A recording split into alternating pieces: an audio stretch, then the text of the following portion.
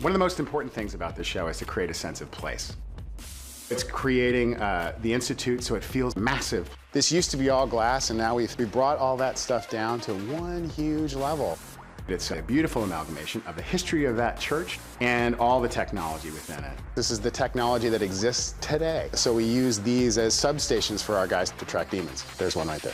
This is one of the many hallways within the Institute, and we're going to go right into Aldertree's office. When we put this set together, we did all kinds of little details like Plato. On his desk, he reads Plato, makes him a smart guy. You don't necessarily see that on camera, but it's important for the character. This is a little on the nose, but I like it as he's investigating Sherlock Holmes kind of thing. And my favorite piece, nod to the Godfather. As my grandmother used to say, God is in the details, and I believe that. To me, it's more scary and more interesting when it looks like it's the real world. So that's really textured and rich. One of the cornerstone characters of the show is New York City. So what we want to make sure this year is that it feels like we're in New York. I grew up in New York City and went to restaurants like this one in Chinatown, and we really wanted to create a sense of authenticity. If it feels real, that's where you win. This is called Hunter's Moon, which is our bar, which is in Chinatown in New York. There's a beloved character that will be residing in this bar. She works over here, kind of Maya's hero area.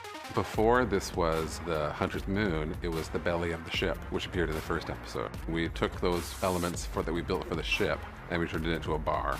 Kind of like Cheers for the Supernaturals. I believe that once the details work and it feels like a lived-in environment, then you're successful in capturing it on camera. Magnus's lair, so it's this huge, wealthy man who's a wizard, who's in New York, who has this fantastic taste. We wanted to make sure that it felt swanky, tasteful, and Doug McCullough and his production design team have done a beautiful job reimagining the world where Magnus lives. We've expanded the sets, we've created texture, we're shooting it differently, we're using foreground. Anytime that you see a scene, it's going to be framed unexpectedly. In the end of the day, this year is about giving the show more drive, more cylinders, and letting the actors do their thing. Shadowhunters premieres Monday, January 2nd, 8/7 Central on Freeform and the app.